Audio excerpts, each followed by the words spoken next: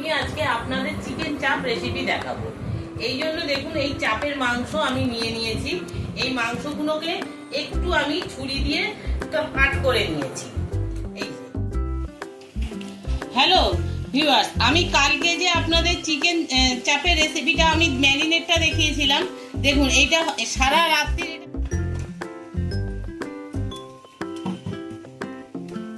আর দেবো ঘি।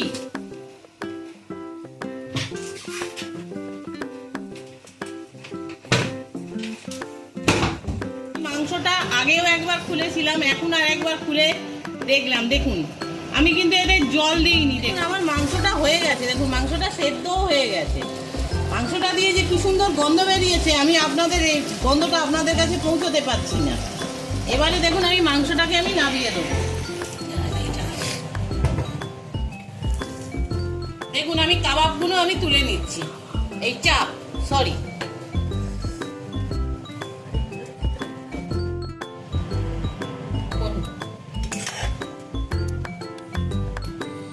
বাড়িতে ট্রাই করে অবশ্যই দেখবেন। ও বলছে আপনারা সবাই বাড়িতে ট্রাই করে অবশ্যই দেখবেন। তাহলে ওর কথা মতন আপনারাও সবাই বাড়িতে একটু করে দেখবেন কিরকম হয়। আশা করি আপনাদেরও ভালো লাগবে। যদি ভালো, আমি আজকে আপনাদের চিকেন চাপ রেসিপি দেখাবো। এই জন্য দেখুন এই চাপের মাংস আমি নিয়ে নিয়েছি। এই মাংসগুলোকে একটু আমি ছুরি দিয়ে কাট করে নিয়েছি। এই যে এইভাবে যাতে মশলাগুলো ঢোকে, আমি সব মাংসগুলোকে এইভাবে ছুরি দিয়ে কাট করে নিয়েছি।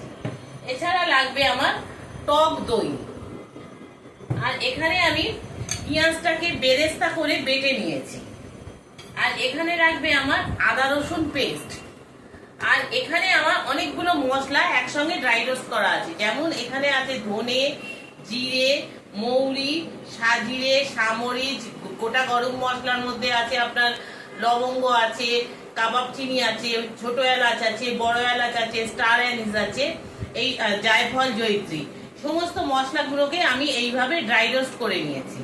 এই মশলাগুলো, এই মশলাটা লাগবে।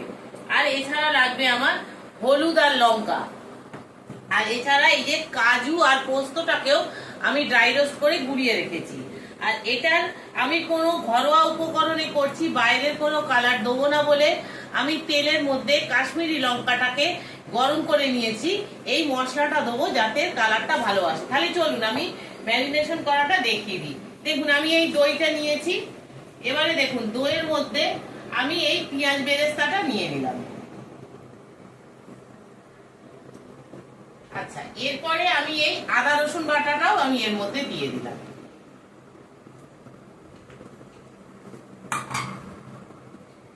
এবারে এই যে ড্রাই রোস্ট করা মশলাটা, এই ড্রাই রোস্ট করা মশলাটাও আমি এখানে দিয়ে দেবো। পুরোটা আমি দিয়ে দেবো, আমার মশলাটা পুরোটাই লাগবে। আচ্ছা, আমার না আর একটু মশলা লাগবে। আমার মশলাটা আমি এই মশলাটা আপনারা বেশি করে করে রাখতে পারেন।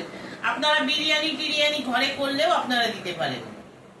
এই মশলাটা আমি দিয়ে দিলাম। এবারে আমার লাগছে হলুদ, আমি হলুদটা দিয়ে দিলাম। আর লাগছে ঝাল, এটা হচ্ছে ঝাল লঙ্কার গুঁড়ো, এটাও আমি দিলাম। আচ্ছা, এবারে এই যে কাজু আর পোস্তটাকে আমি ড্রাই রোস্ট করে রেখেছিলাম, এটাও আমি দিয়ে দিলাম। দেখুন এইগুলো দিয়ে আমি ভালো করে আগে এটাকে মেখে নিচ্ছি। হাত দিয়েই মাখবেন কিন্তু।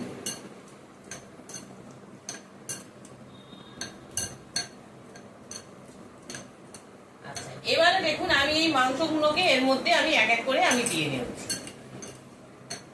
মাংসের পিসগুলো খুব ভালো করে এর মধ্যে দিতে হবে। আমি এই থালাটার মধ্যেই করছি, কারণ এই বাটিটাতে আমার ছোট মনে হচ্ছে। আমি ওই জন্য পাত্রটা চেঞ্জ করলাম।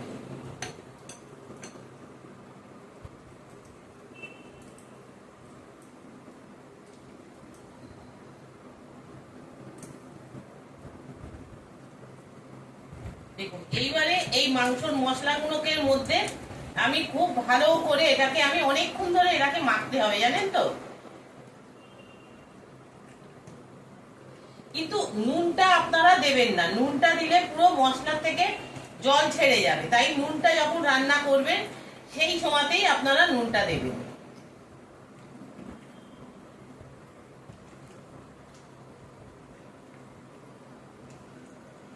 এই যে তেলটা আমি করেছি, এই তেলটাও আমি এর মধ্যে দিয়ে দিলাম।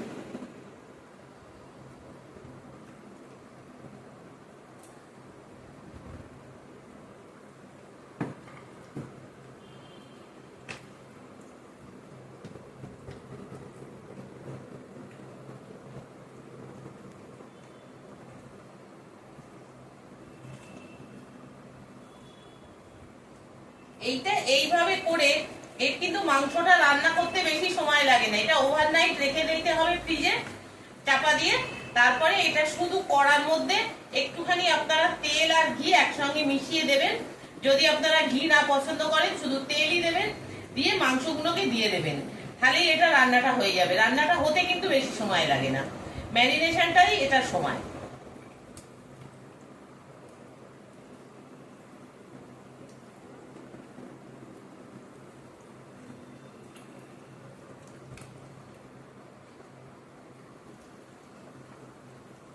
দেখুন আমি এইভাবে ম্যারিনেশন করে নেব, নিয়ে এবারে আমি এটাকে রেখে দেবো। আমি এটা ওভারনাইট রেখে দেবো, কালকে সকালে আমি আপনাদের আবার দেখাবো। হ্যালো ভিউয়ার্স, আমি কালকে যে আপনাদের চিকেন চাপের রেসিপিটা আমি ম্যারিনেটটা দেখিয়েছিলাম, দেখুন এইটা সারা রাত্রির এটা ম্যারিনেট করা ছিল। এবারে আমি এটাকে রান্না করব। আমি কিন্তু তখন ম্যারিনেটের সময় নুন দিইনি, কারণ জলটা ছেড়ে যাবে বলে। এবারে আমি নুনটা দিয়ে দিচ্ছি প্রয়োজন মতন। এই নুন আমি দিয়ে দিলাম, নুন দিয়ে আর একবার আমি মেখে নেবো। নিয়ে আমি এটাকে শুধু আর কিচ্ছু করতে হবে না, কড়ার মধ্যে একটু তেল ঘি ও মাখিয়ে আমি এটা বসিয়ে দেবো। হালকা আঁচে এটাকে আমি করব।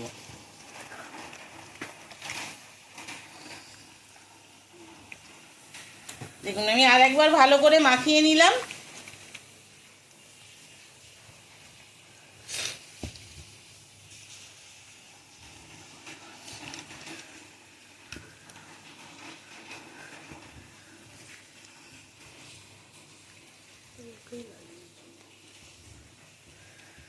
দেখুন এবারে আমি গ্যাসটা জ্বালবো। কড়া বসিয়ে গ্যাসটা আমি জ্বেলে দিচ্ছি। এবারে আমি এর মধ্যে দেবো খানিকটা তেল। প্রথমে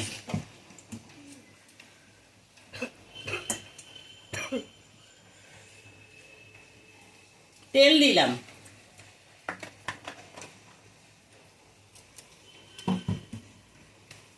আর দেবো ঘি।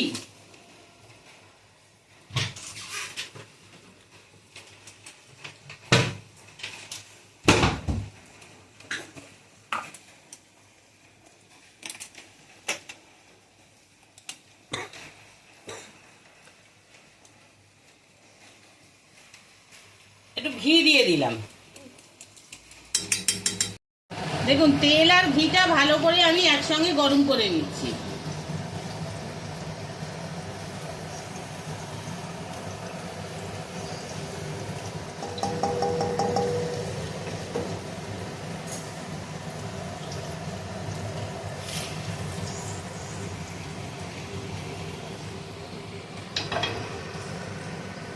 আমার ঘিয়ের গন্ধটা খুব ভালো বেরিয়ে গেছে। এবারে আমি চিকেনগুলোকে দিয়ে দেবো।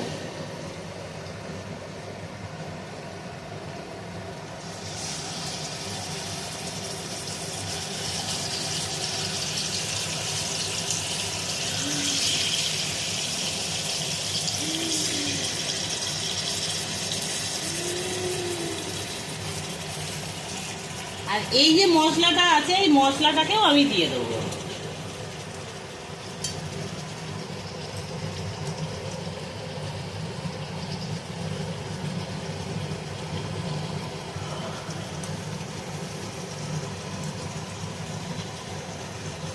দিয়ে এখন আমি কিছুই করব না, এখন আমি এটাকে হালকা আঁচে আমি এটাকে চাপা দিয়ে রেখে দেবো।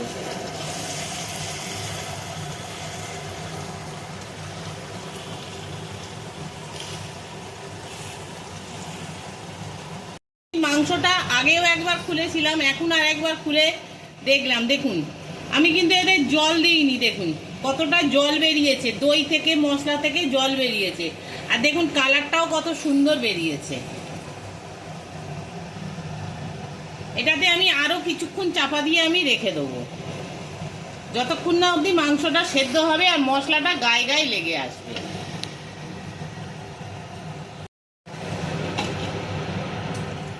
দেখুন আমার মাংসটা হয়ে গেছে, দেখুন মাংসটা সেদ্ধও হয়ে গেছে। মাংসটা দিয়ে যে কি সুন্দর গন্ধ বেরিয়েছে, আমি আপনাদের এই গন্ধটা আপনাদের কাছে পৌঁছতে পারছি না। এবারে দেখুন আমি মাংসটাকে নামিয়ে দেবো। এই ওপর থেকে একটু মশলা ছড়িয়ে দিলাম,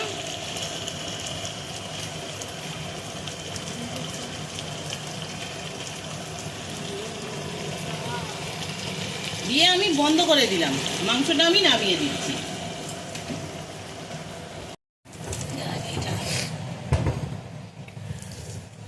দেখুন আমি কাবাবগুলো তুলে নিচ্ছি। এই চাপ সরি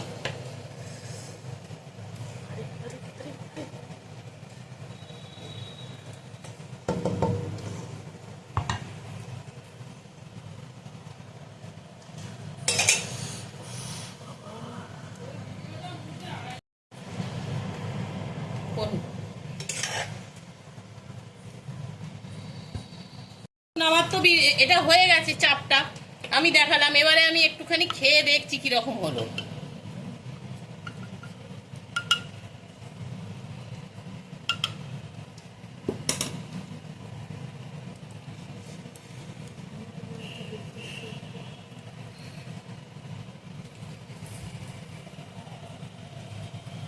আমি একটু খেয়ে দেখছি।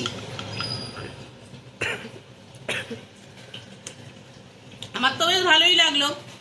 আপনারাও করে দেখবেন কিরকম হয়। মনে হয় এই প্রসেসে করলে আপনাদেরও ভালো লাগবে, আর বাইরে থেকে কিনে খেতে ইচ্ছা করবে না। দেখুন আর বাচ্চাটাকেও একটু দিয়ে দেখি, ও খেয়ে দেখুক কিরকম লাগে বলে। কেমন হয়েছে বাবা? এটা খুবই ভালো খেতে হচ্ছে। আপনারা সবাই এটা বাড়িতে ট্রাই করে অবশ্যই দেখবেন। ও বলছে আপনারা সবাই বাড়িতে ট্রাই করে অবশ্যই দেখবেন, তাহলে ওর কথা মতন আপনারাও সবাই বাড়িতে একটু করে দেখবেন কিরকম হয়। আশা করি আপনাদেরও ভালো লাগবে। যদি ভালো লাগে একটা লাইক করবেন, অবশ্যই শেয়ার করবেন অন্য বন্ধুদের মধ্যে। পাশে থাকা বেল আইকনটা টিপে দেবেন, যাতে পরবর্তী রান্নার ভিডিও নিয়ে আবার আপনাদের কাছে চলে আসতে পারি। আর অনেক একটু কমেন্টস করে জানাবেন কিরকম লাগলো। আপনারা সবাই ভালো থাকুন, সুস্থ থাকুন, এই বলে ভিডিওটা শেষ করলাম। নমস্কার।